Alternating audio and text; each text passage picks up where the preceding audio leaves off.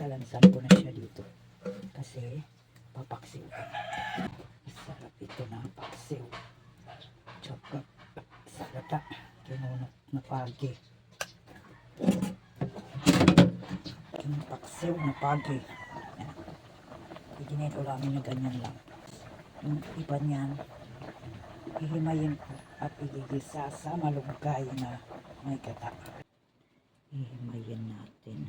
Kanyang tinik, malambot lang. Niluto sa gata at pinutuyo. Masarap to. Kukulon ko muna ito. Ilalagay yung hihimayin na pagi. Ito naman yung unang piga niya. Sarap.